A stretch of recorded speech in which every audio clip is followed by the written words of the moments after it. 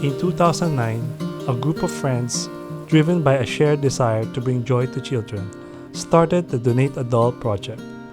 Their initiative started simple: to gather used toys and give them to less fortunate kids in remote communities in Bataan, Philippines during the December festive season. Yung Donate a Doll kasi, iba tayo, hindi naman tayo lahat well-to-do sa buhay, lalo na yung mga far-flung areas natin dito sa Bataan. So naisip namin na parang hindi deserve nung mga bata na wala silang natatanggap.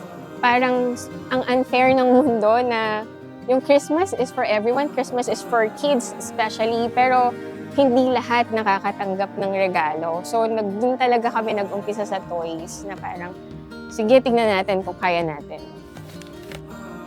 When we were starting, sa amin lang talaga galing yung donation. First year, from our own pockets lang talagang bumili lang kami. Tapos yung iba lang galing dun sa ibang relatives namin, mga old stuff.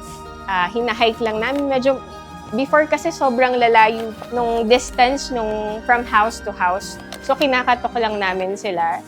Tapos after nun, parang naisip namin, why not tuloy natin, ulitin natin next year.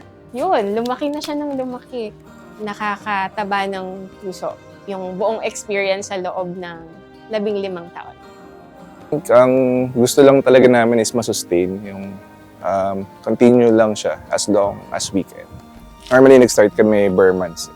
For the first 2-3 months, collect or mag-gather ng donations, post sa mga social medias, parang yung mga post namin maikalat para yung awareness sa buong, at least outside Bataan, na makita ng mga tao na may mga ganitong activities na nangyayari. Once na mag-post kami sa social media, pwede silang mag-message dun sa Facebook page kung kailan nila i-drop or kailan nila dadalhin or kailan nila isi-send. Then, when the time comes na magpapack na, dun pa lang namin ililipat lahat sa Klinika Diocesana de San Jose. After nun, dadalhin, isa-store muna namin, saka namin isusort kung ano yung mga pwede pang gamitin. Tapos yung iba na hindi na talaga presentable, itatanong namin dun sa ibang mga communities kung sino yung gustong kumuha. So lahat naman na ipo-provide namin sa mga mahihirap na communities.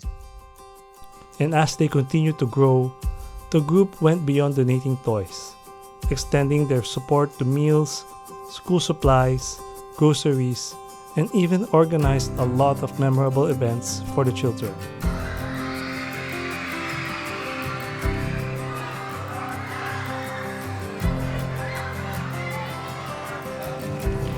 So, ang pinaka-memorable for me, may isang community, Aita community sa Morong, sa Bataan.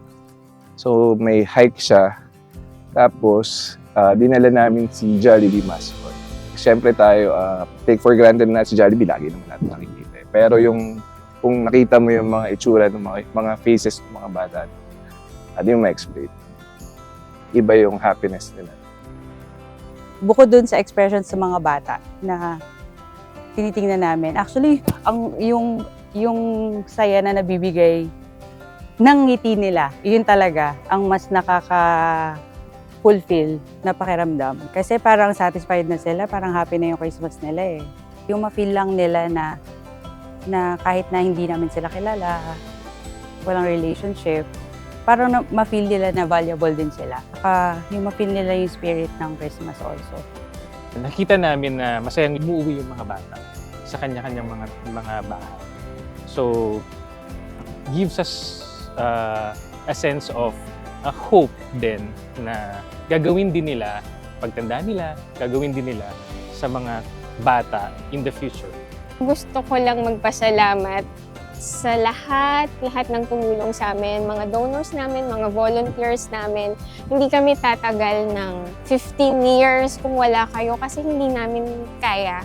So yun, sana maabot namin lahat para lahat ng bata may regalo pag Pasko.